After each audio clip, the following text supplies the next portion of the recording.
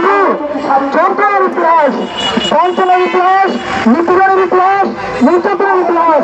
এই নির্যাতন, নিপীড়ন, বঞ্চনা, গঞ্জনা বন্ধের জন্য নতুন ধারার রাজনীতির বয়স 13 বছর। 13 বছর ধরে আমরা মহাজোটের বিরুদ্ধে, 13 বছর ধরে আমরা যুবপথের বিরুদ্ধে, 13 বছর ধরে আমরা অন্যায় অপরাধ দুর্নীতির বিরুদ্ধে, 13 বছর ধরে ঘুরিয়ে শিকার হয়েছি। 13 বছর ধরে রাজনীতির নামে অপরাধ বন্ধের চেষ্টা করে যাচ্ছি। তারই ধারাবাহিকতায় আজকে জামাত শিবির নিষিদ্ধের দাবিতে আজকের সমাবেশ। প্রিয় জনতা, প্রিয় তৌহিদি জনতা, প্রিয় জনতা, প্রিয় দেশপ্রেমিক জনতা, যে যেখান থেকে যেভাবে ভাবেন সবাইকে ধন্যবাদ জানাচ্ছি তারা আজকের এই আয়োজন দেখছেন। আপনি যদি সত্যি অর্থে আল্লাহকে বিশ্বাস করেন তাহলে জামাত শিবির নিষিদ্ধের দাবিতে আপনার আওয়াজ তোলা উচিত। আপনি যদি তৌহিদি জনতা দাবি করেন নিজেকে তাহলে জামাত শিবির নিষিদ্ধের দাবিতে আপনার আন্দোলন করা উচিত। আপনি যদি নিজেকে দেশপ্রেমিক ভাবেন তাহলে এই জামাত শিবির নিষিদ্ধের দাবিতে আপনার কথা বলা উচিত। আপনি যদি একজন সত্যিকার অর্থে স্বামী হয়ে থাকেন, স্বামী ভেবে থাকেন নিজেকে, তাহলে জামাত শিবির নিষিদ্ধের বিরুদ্ধে দাবিতে আপনার দাবি করা উচিত।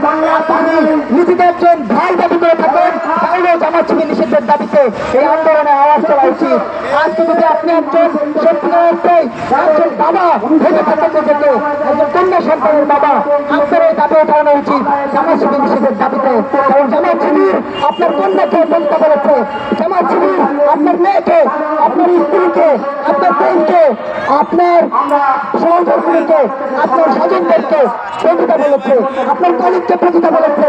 এই অন্যায় আমাদেরকে চাপিয়ে দেওয়ার যে চেষ্টা জামাত শিবির করছে তার বিরুদ্ধে এখনই আওয়াজ তোলা উচিত।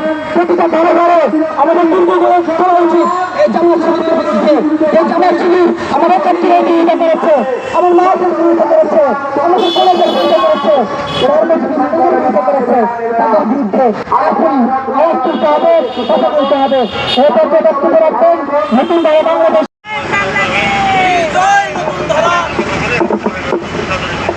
স্রষ্টায় সকল ক্ষমতার উৎস, নতুন ধারার অঙ্গীকার, দুর্নীতি থাকবে না।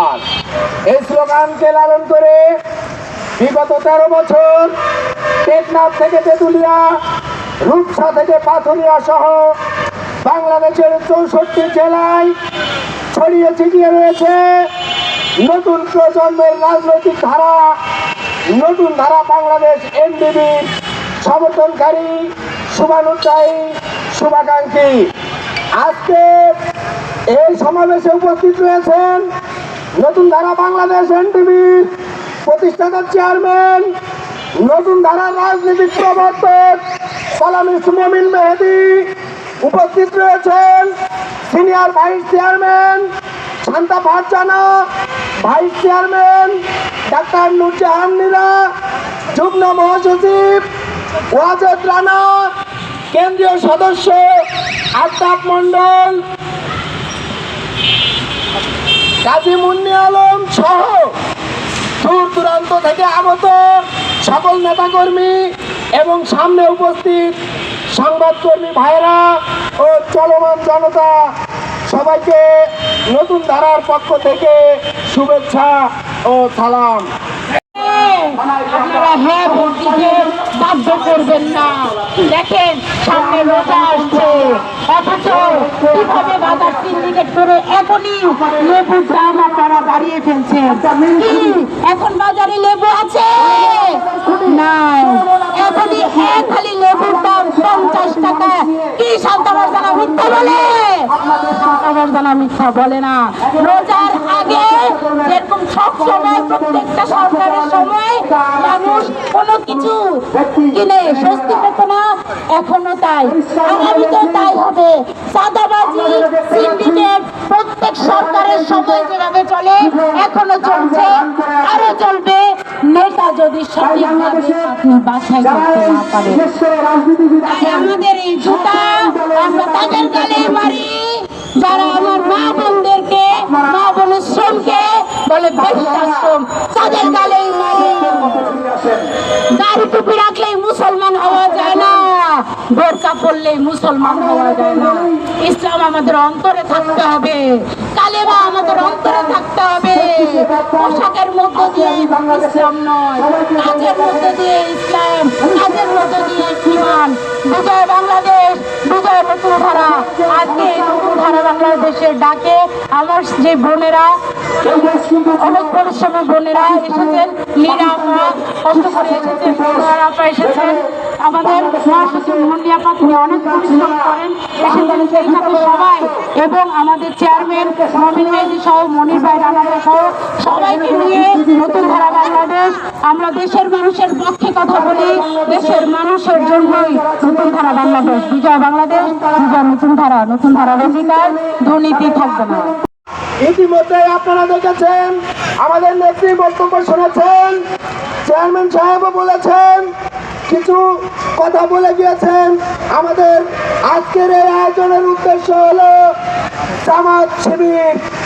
যে জামাত শিবির 1971 সালে এই স্বাধীনতার বিরুদ্ধে ছিল এবং স্বাধীনতা যুদ্ধের সময় বিভিন্ন জায়গা থেকে বাড়ি বাড়ি তল্লাশি চালিয়ে স্বাধীনতার মুক্তিযোদ্ধাদেরকে ঘর থেকে টেনে নিয়ে নিয়ে হত্যা করেছিল এবং মা বোনেদের ইজ্জত লুটে নিয়েছিল, আর সুন্দরী সুন্দরী নারীদেরকে তাদের ঘর থেকে ডেকে নিয়ে পাকিস্তানি হানাদার বাহিনীদের হাতে তুলে দিয়েছিল। আজকে সেই জামাত শিবির বাংলাদেশের ক্ষমতার মসনদে বসতে চায়। আমার জনতা, সাধারণ মানুষের ঘরে প্রতিবার এই মিথ্যা কলঙ্ক চাপিয়ে দিয়ে, মিথ্যা ত্যাগ লাগিয়ে তারা আবার এই বাংলাদেশের ক্ষমতার মসনদে বসতে চায়। প্রিয় সংবাদ যোদ্ধা ও চলমান জনতা, আপনারা এই স্বাধীনতা বিরোধী দেশের শত্রু, মানুষের শত্রু, নারী সমাজের শত্রু, দুষ্কৃতিকারী, কলঙ্ককারী জামাত শিবিরকে প্রশ্রয় দিবেন না। এদেরকে সেখানে পাবেন, জনগণের চিন্তা মারবেন তালে তালে। জামাত শিবিরের দুই গালে, জামাত শিবিরের দুই গালে, জাতি কওমের দুই গালে। আমরা নতুন প্রজন্ম বিগত 13 বছর ব্রিটিশদের বিরুদ্ধে আন্দোলন করে আসছিলাম। তারা জনগণের দুঃখ দুর্দশা ভুলেছে, ক্ষমতাকে কুর্তিগত করে আজীবনের ক্ষমতায় থাকতে চেয়েছিল। আজকে তাদের কি হয়েছে? দেশ ছেড়ে পালিয়ে গিয়েছে। আর এই জামাত শিবির জানোয়াররা ক্ষমতায় আসার আগেই আমাদের নারীদেরকে কলঙ্কিত করে ট্যাগ লাগাচ্ছে, তারা নাকি পতিতা। এই জামাত শিবিরকে অনতিবিলম্বে বাংলাদেশ থেকে সমস্ত জায়গা থেকে নিষিদ্ধের দাবি জানিয়ে আজকের আমার সংক্ষিপ্ত বক্তব্য শেষ করছি। তোদের কি মা বোন নাই? তোর মাও তো ঘর থেকে বের হয়ে কাজ করে, তাহলে এই কথা কেন বললি না যে আমার মা, আমরা যারা জামাত শিবির করি, আমার মা বোনেরা বেশ্যা?